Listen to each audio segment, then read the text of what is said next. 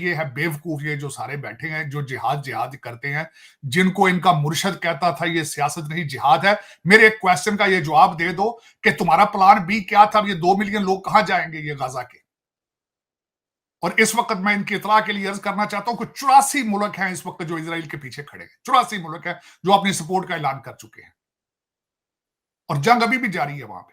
जंग अभी भी जारी है। अभी भी इनके जो मोटरसाइकिलों पे चढ़ के गए थे वो घरों में घुसे हुए और वो ऑपरेशन कर रहे हैं उनके खिलाफ। इसका रिटेलिएशन करने का इनके पास कोई प्लान था? इनके पास कोई एवैक्यूएशन का प्लान था कि सिविलियन कहां से, औरतें कहां से निकलेंगी, बच्चे कहां जाएंगे? ये इनके पास कोई था इस चीज का एवैक्यूएशन का प्लान?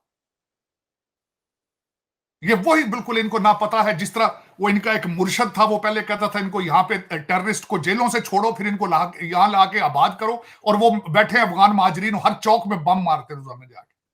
कोई ना शर्म है, ना लिहाज है, ना कोई अकल है, ना कोई शक्ल, ना सोचना कि हम जा कहां रहा है। जियो इकोनॉमिक्स का दौर है। और आज मैं एक और मजे की बात, अभी तक ये सर्टिफाई नहीं हुआ चीमा साहब, लेकिन यहां वॉशिंगटन डीसी में खबर चल रही है कि बम क्यों नहीं रुके जो इनका डूम सिस्टम था, डूम कहते हैं they are American made, left in Afghanistan. और क्योंकि उनके पास कैश मौजूद नहीं है, उन्होंने बेचे हैं, और वो वाया ईरान या दूसरे वो सीरिया पहुंचे और सीरिया से यहां पहुंचे। और उनका सिस्टम जो था वो अमेरिकन उसको बम्स को जो it was not prepared to attack, उसको कंफ्यूज था सिस्टम के इट्स अ फ्रेंडली थिंग आ रही। लेकिन उसमें मैं ये समझ ये रहा हूं बात कि आने 84 मुल्क एक साइड पे हैं, और सारे जो कंट्री में जिनकी बात कर रहा हूं वो कांगो नहीं है, वो दुनिया की वर्ल्ड पावर है, जिनके पास टेक्नोलॉजी, जिनके पास पैसे हैं। और दूसरा, आज वाशिंगटन डीसी में ये भी बात एक हो रही है कि either they are fighting the proxy of Iran, China and Russia. Ukraine को काउंटर करने के लिए उन्होंने इनको आगे किया।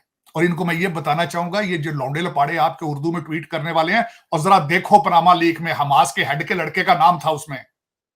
ये जो तुम कहते हो ना कि ये हम बैतुल मुकद्दस लेना है तो तमाशा करना, ये सारे करप्ट लोग हैं ये बैठे हैं जो फलस्तीन में करने वाले।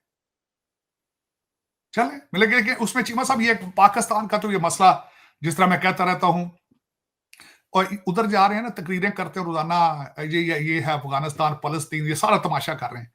और यूपी के योगी आदित्य ने कहा है हमें सिंध चाहिए, हम सिंध लेने लगे हैं। कुछ शर्म करो तो उधर भी देख लो। तुम्हारे इन करतूतों की वजह से तुम्हारे आसपास ये लोग देख रहे हैं करने के लिए।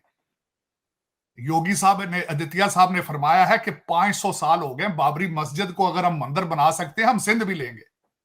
तुम फलस्तीन के लिए दर्द में फड़कते फिर रहे हो। लेकिन चले कोई नहीं, उसकी वजह यह है ना, बेवकूफ कौम का क्या हो सकता है। एक ऑक्सफोर्ड ग्रेजुएट आके आज उनका मुर्शद बन चुका है, उसके गेट को चूमते हैं, मनते मार रहे हैं वहां जाके जमान पार्क में।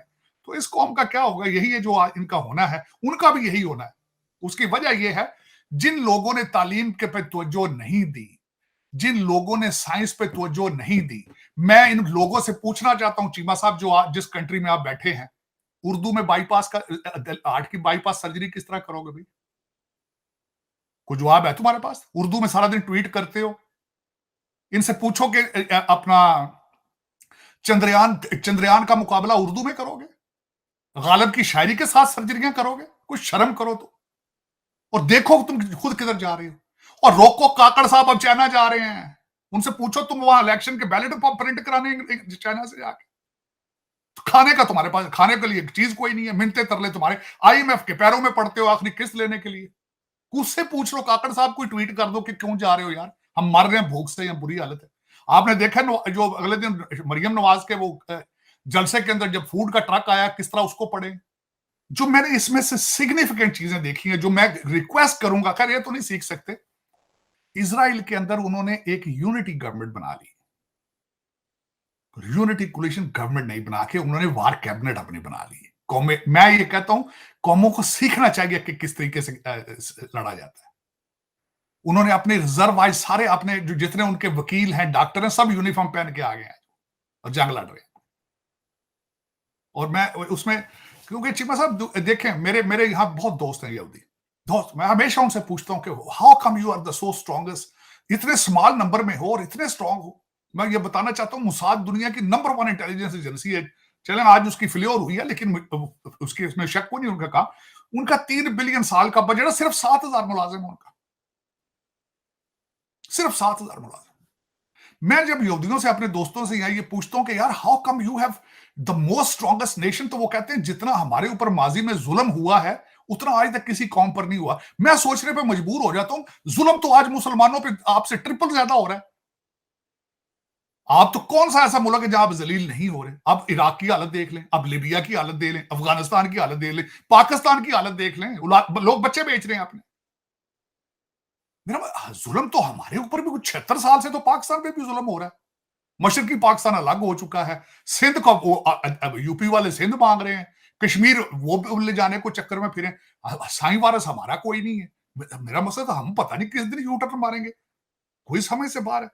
लेकिन चीमा साहब, आज जो ज्यादा चीजें जिसके बारे में मैं बात करना चाह रहा था बिलखसूस, कि एक कॉन्फ्लिक्ट लंबा होगा, और जिस तरह मैंने आपको बताया 84 मुल्कों ने जो सपोर्ट दी है, लेकिन जिनके शहरी इस वक्त वो किडनैप करके ले जा चुके हैं और 9 अमेरिकन मारे जा चुके हैं, 2 शिप कैरियर आइजनहावर और जेरड फोर्ड वो जा चुके हैं उस रीजन के अंदर। और सबसे बड़ा जो इस वक्त आपका, मैंने पहले आपको अर्ज किया कि इस वक्त ये जो कॉन्फ्लिक्ट है, ये जो वॉर है, इसमें 2 ताकतें सामने सामने, 3 ताकतें आएंगी। एक तरफ से रशिया और चाइना सपोर्ट हमास को करेगा, पैसे देंगे, वो खाएंगे, अपना प्रॉपर्टियां बनाएंगे दोहा में। आपको पता, ये आपके बच्चों को बताना चाहता हूं कि हमास के जो हेड हैं वो रहते दोहा में, लग्जरी जगहों में रहते हैं, लग्जरी गाड़ियों में वहां रहते हैं, उनका ऑफिस वहां पे मौजूद है। वो अपने लोगों के अंदर नहीं रहते, जहां बिजली भी नहीं होती, पानी भी नहीं होता। हमास पैसे बनाएगी रशिया से और चाइना से, मार खाएंगे 2 मिलियन फलस्तीनी जो वहां पे हॉस्टेज होकर मारे जाएंगे, जलील होकर। अब उसमें ये मैं बताना चाहूंगा कि वार अब इस वक्त सबसे बड़ा लम्हा फिक्रिया अमेरिका के लिए है, for allies. Fall of Kabul के बाद अमेरिका के ऊपर एक बहुत बड़ा सवालिया निशान था कि अगर आप अपने आप को नहीं बचा सकते तो अपने एलाइज को किस तरह बचाओगे। यहां पे मैं बताना चाहूंगा, जब फॉल ऑफ काबुल के बाद सबसे पहले जापान के वजीर आजम भागते आए थे और साउथ कोरिया के भागते आए थे, और वो बार बार ये कहते थे कि if you can not protect us we need to have to achieve atomic bomb. उसके बाद सऊदी अरेबिया, इस हादसे से पहले सऊदी अरेबिया भी डिफेंस एग्रीमेंट चाहता था अमेरिका के साथ। आज उसकी जरूरत अब मजीद बढ़ चुकी है उन चीजों की। आज अंडर गिवन सर्कमस्टांसेस इनके allies they are more nervous and confuse कि अब हमारा क्या बनेगा दूसरे अगले स्टेज के ऊपर। रशिया और चाइना जिस तरीके से प्रॉक्सी अब खुल के सामने आ रहा है इन चीजों में, हम कहां जाएंगे, इस वेरी डिसाइसिव मोमेंट है इस वक्त। मैं बिलखसूस आज मैं केविन मैकार्थी जो हमारे पुराने स्पीकर थे, उन्होंने एक जबरदस्त स्पीच की है और उन्होंने जो बाइडेन को बड़े सख्त तरीके से क्रिटिसाइज किया। उन्होंने कहा कि 4 बिलियन रह चुका था ईरान के पास फॉरेन रिजर्व। ओबामा ने और इनकी मदद से, बाइडेन की मदद से, आज उनका फॉरेन रिजर्व 70 बिलियन है। 4 लाख उनकी डेली प्रोडक्शन थी ऑयल की, आज 3 मिलियन बैरल्स पर डे है। और आप प्राइस का अंदाजा लगा लें। आप आज यहां पे आज राइट विंग ने वॉशिंगटन डीसी में खड़े होकर क्रिटिसाइज करके कह दिया है कि this is a home grown and democratic crisis. और जिस तरीके से बाइडेन सऊदी अरेबिया को पराया स्टेट कहते रहे हैं, लेकिन साथ ईरान को सपोर्ट करते रहे हैं, आज this is what the right wing is asking them today. अब देखें आगे आने वाले दिनों में हम कहां जाते हैं। टोनी बिल्कन जो है वो थर्सडे को जा रहे हैं इजराइल के दौरे पे, और अब देखें ग्राउंड ऑपरेशन की तैयारी कर रहे हैं, उन्होंने घेरा डाल दिया इस वक्त।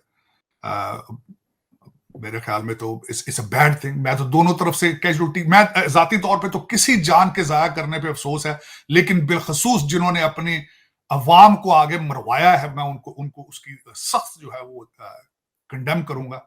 जिनके पास कोई प्लान बी नहीं था, जिनको पता था कि हम 2 मिलियन लोगों को सेफ नहीं कर सकते, जिन्होंने 2 मिलियन लोगों को बस के नीचे फेंक दिया है, मुझे इस चीज पे एतराज है। इस पे भी थोड़ा कमेंट कीजिएगा कि एक वक्त में हम बड़ा अरब कॉज को बड़ा प्रोटेक्ट करते थे, फलस्तीन को। आज पाकिस्तान में एक प्रोटेस्ट नहीं हुआ।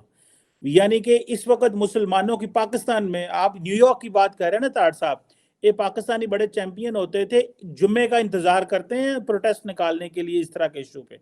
सो बीच में अब जुम्मा जो है वो तो मेरा ख्याल है सुबह है कि पता नहीं कब है।